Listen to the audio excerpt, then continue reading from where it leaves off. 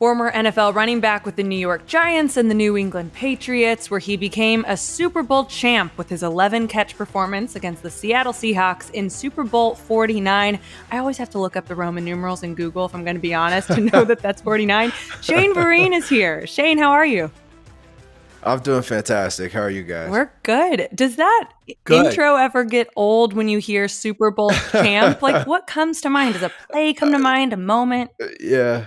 It doesn't really get old because a lot of the times, I don't really think about it until somebody says it. If anything comes to mind, it's just surrounding that game. It's just the feeling afterwards. It's one of the best feelings in the world. It's like I was trying to compare it to something else, but like when you set a goal for yourself and then you reach that goal, sometimes it's not as fulfilling as you would expect it to be, but like it fulfilled every nook and cranny that you could think of winning the Super Bowl and just the feeling being able to share it with my family and everything like that. So that's the first thing that comes to mind is just how fulfilled and just how accomplished it felt to be able to win that game. All right, if you were to put them in order, getting married, having a kid, winning a Super Bowl, what comes first? It's a trap, Shane. Don't answer. It's a trap. Yeah. I don't know how you're going to do this. All right. I would say having a baby, Super Bowl, getting married. And the only reason married is last is the only reason being married is getting married would be last is I would, whether I'm married or not, I would still be with my wife or my fiance, like whoever I was with. So, but having the baby is life-changing, and the Super Bowl was pretty awesome. Wow. After you win a Super Bowl or a Stanley Cup or, any performance, you get like a victory lap for a year. You do all kind of cool things. You get to meet all kinds of cool people, go on all these shows. What was the coolest moment or person you met? Okay. This is actually kind of funny. So the parade was absolutely phenomenal. I had a great time. But I'm from like just outside of Los Angeles, so I would always go back to that area to work out and train during the off season, and but I take like a month off before I get back into it. And me and a couple of buddies, we were at this this party or this club in LA, and TPain was performing, and after he was done, a couple of us went over and like introduced ourselves and met him and stuff. And lo and behold, me and it was Garrett Blunt. We had a dance battle against TPain and his boy that was there, and they smoked us. It wasn't even close. And I'll never forget. Is there video like proof they of were this? like, there's no. Thank God. It was embarrassing because I feel like I can hold my own on the dance floor, but they were pop locking and doing like all types of athletic and flexible moves that I don't have in my repertoire. And that was a very, very funny moment, and it was cool. Yeah, wow. Can't believe I just remembered that, but yeah, out of the blue. Shane, let me ask you a question. That Super Bowl game, just to go back for a second again, unbelievable game. Definitely, in my opinion, MVP of that game. Do you think the NFL should have two awards, one for quarterback and one for another player? I can't remember the last time a quarterback didn't win Super Bowl MVP or MVP of the season. It's getting ridiculous. There's Defensive Player of the Year, but shouldn't another player get some love and some recognition? That was your game. You need another trophy. Running backs never get their just due. Ever since the NFL turned into a passing first league, running backs have just been kind of pushed to the side, both in contracts and in notoriety, in my opinion. We got to fight back. I need to start a running back coalition. And we need to start standing up, start picketing outside of games. But yeah, no, that would have been cool, but that wasn't the goal of the game for me. Getting the win is all I really cared about. Whether I had one touch or 50 touches, it didn't matter. I just wanted to win the game more than anything. So all that other stuff, it happens. And if you're lucky enough to be selected for the MVP, then cool. But it's okay. I'm all right. very humble answer. Almost as humble as when you lost the dance competition. That's pretty good. Now, we always hear about the Patriot Way. And obviously, Tom Brady kind of threw a wrench in that when he started promoting TB12 and the TB method, all that. But when you were with the Patriots, what's an example of a daily thing that encompasses the Patriot Way? Because we always just hear it. Give us an example. It sounds simple, but every player on the team, all 64 guys showing up at 8 a.m. on time or early. Yeah. Wow. Showing up to treatments because our first team meeting would be at 8. So treatments would start at 7. So showing up to treatments on time, like you get there at 7:15, the training room is full, is packed. Like everybody's working on something. There's the term like no days off.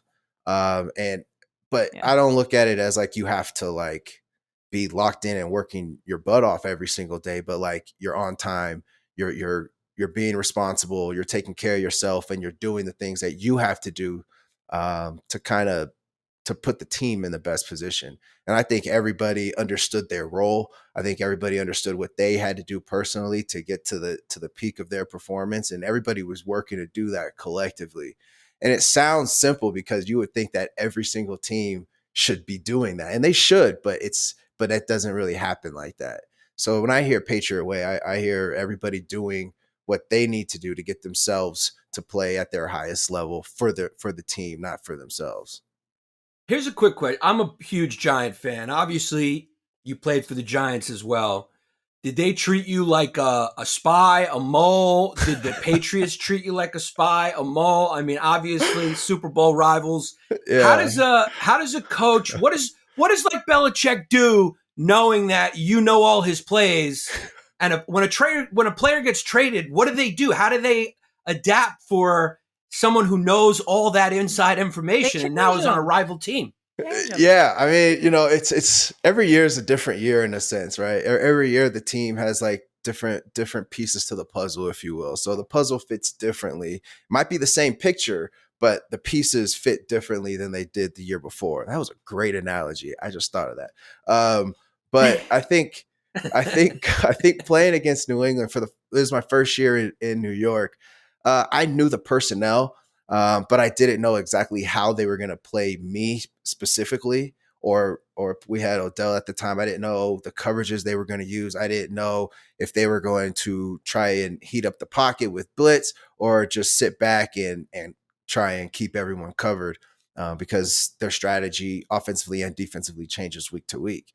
So I prepared myself for the personnel that I knew, kind of playing for 4 years against those guys, and a lot of them are still there on defense.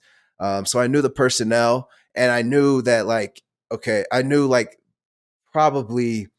what like the certain coverages would look like. If I was running a route, I would know immediately what zone would be or where this player would be. So I knew the defense probably better than most guys on my team. Mm-hmm. But at the end of the day, you still gotta play to it, and you still gotta win, and you still gotta exploit them in the weak areas. And that year we didn't, and we came up short that first one. But it was a close game. It came down to a final drive. So we always played them tough when I was in New York.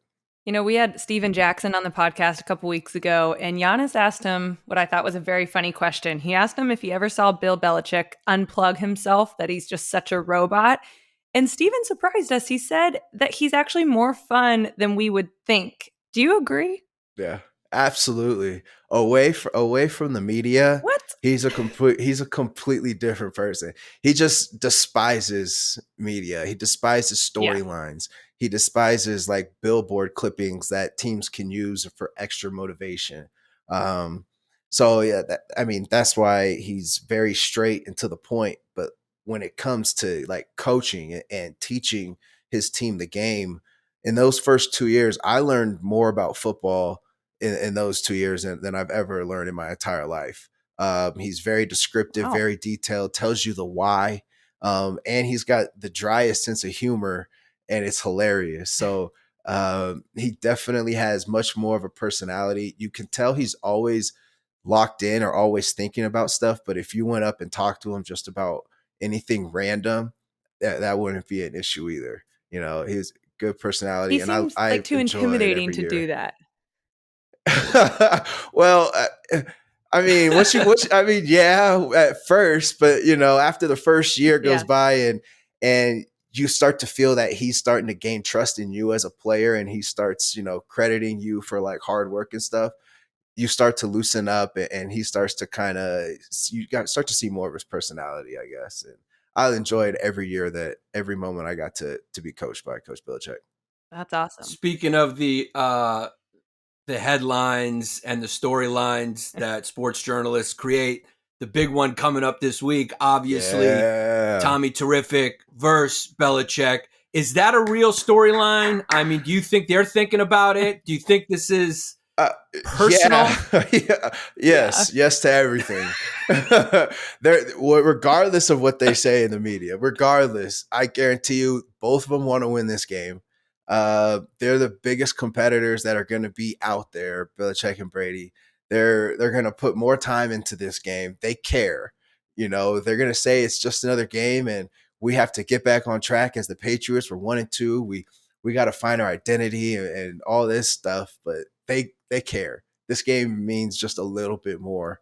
And it should. It should. The games that meant a little bit more to me, my practice was just a little bit different that week. And my focus and my attention to detail was a little bit different that week. And when I strapped him up on Sundays, there's an extra pep in my step. And it should be like that. You get up for the big games. And that's what makes football so special. You only get 17 now, but 16 when I was playing. So, whenever you have that extra motivation, you make it count.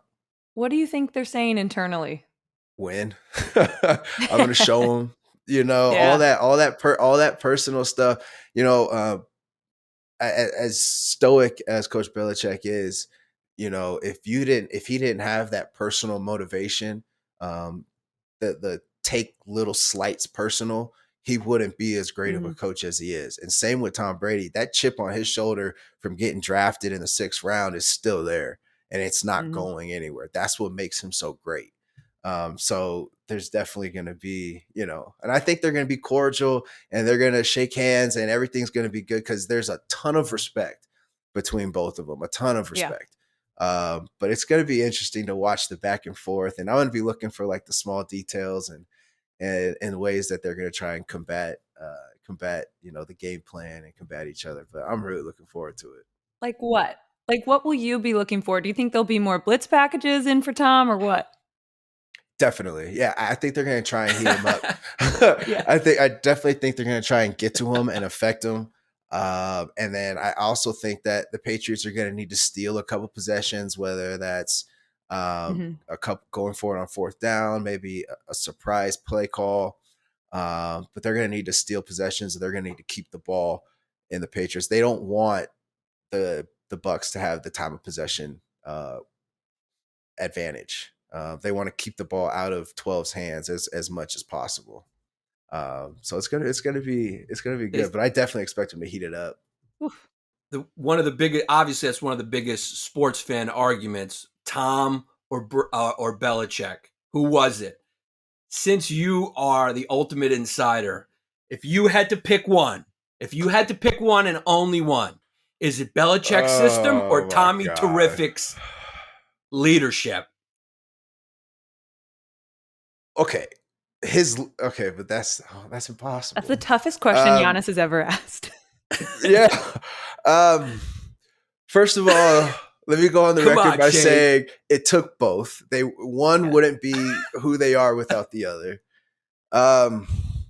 Also, 11 catches from you didn't hurt. I'm just putting that in there. Oh God. I'm gonna go with Tom. I'm going with Tom because he won one. Because he won one when he left. Yes. He won one when he left. But I stand firm. I stand firm in my stance that they wouldn't be who they are without each other, regardless of their relationship was up, down, rocky. They wouldn't be as successful as they are without each other. You could win Miss America with that answer. That was pretty good. Yeah. Mr. America. Mr. America. What does rattle Tom Brady? Does anything? I mean, Eli Manning. like on the field. Yeah. I mean, yeah. I think if he's not feeling comfortable in the pocket, it changes. It changes a little bit who he is. If he's not able to step into throws, got people by his feet. If he's getting hit, those are things that kind of make him uneasy. If receivers are running the wrong routes or dropping passes, he's going to get in their ass like he got in mine multiple times. It's more of the easy, the simple mistakes, the little mistakes that really, you're supposed to get to 5 yards. Why are you turning at 3 yards? Like that bothers him. Everybody needs to be on the same page because that's how he operates. So, but everyone's better for it. Yeah. Well, just as we wrap this up before we get to our game, which is going to be a lot of fun, and I think you're going to do well at, who's your prediction? Okay. Who's winning this game Sunday night? I think Tampa. I just haven't seen it from New England yet this year. And the energy is going to be high, and I think Tom is going to thrive in that. And I think I just need to see more from New England. I think New England's going to play their best game of the season so far. Whether they win or lose, I think Tampa's going to win, but I do think that New England's going to have the best product that they've shown throughout this season so far come Sunday. Okay. I like that. It's going to be a great game. Yeah, it is. All right. Shane, you ready to play this game? I think so. I'm a little nervous, but let's do it. Yeah. It's fun. Nothing crazy. All right. This game is called Lord of the Rings. So we're going to name who do you think has more rings? It's going to be either a player or a celebrity.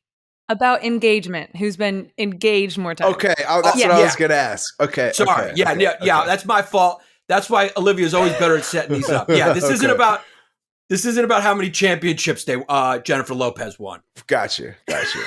Sounds good. All right. So who has more rings? Who has more rings? Jennifer Lopez or Adam Vinatieri? Do you know? Jennifer Lopez. Adam Vinatieri has 3. So I'm assuming Jennifer Lopez has more than that. Right? She's got to. You got it. He has 4 actually. Oh, he has 4? Mm-hmm. No, I think he won one with the old folks home intramural team. So that's the 4th. Yeah, I would Jennifer still say Lopez has, she has to have what, like 5 or 6? She's got 5, yeah. 5, yeah. 4. In 2007, he won with India. Oh, that's okay. Yeah. There we go. Okay, there we go. Okay, we're off to a great start. Okay. all right. Yeah, J-Lo wins 5-4. She's been engaged 5 times. And I wouldn't be surprised if it's 6, if you can count Ben Affleck twice coming up soon. Okay, who has more rings, Shane? Yeah. Kim Kardashian or Rob Gronkowski? Gronk. Yes. Gronk's got quite just a by bit. 1. Yeah, he has 4 rings. Kim has been engaged and married 3 times. Okay. You're doing well. Paris Hilton or Julian Edelman? Once Paris Hilton left that show with Nicole Richie, I kind of lost track of her personal life. That was a long time ago. I know.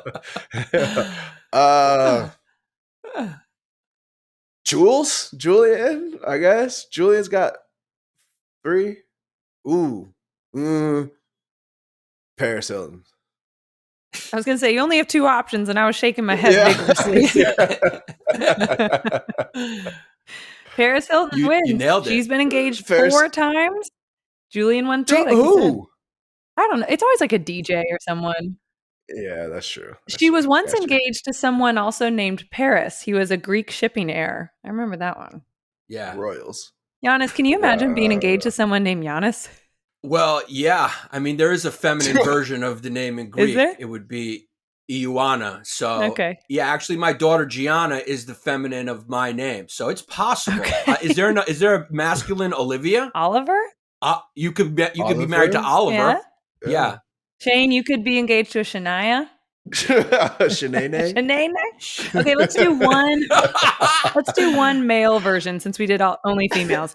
How about Brad Pitt also against Julian Edelman? For times he's been that's engaged. a good one. That's a really good one. I'm thinking, I can only think for Brad Pitt, I think of Jennifer Aniston and why can't I think of her name? Angelina Jolie. So I would go Julian Edelman. Yeah. There have been more. Brad Pitt has been engaged 4 times. Julian's won 3. Brad wins. Jesus. Whoa. Brad, you little slut. Jesus. Brad has 4? Make a decision, Brad. I know. Damn. I did 4. I didn't know it was 4. Jeez. Hey, you did good, though. You did very good. Living the life.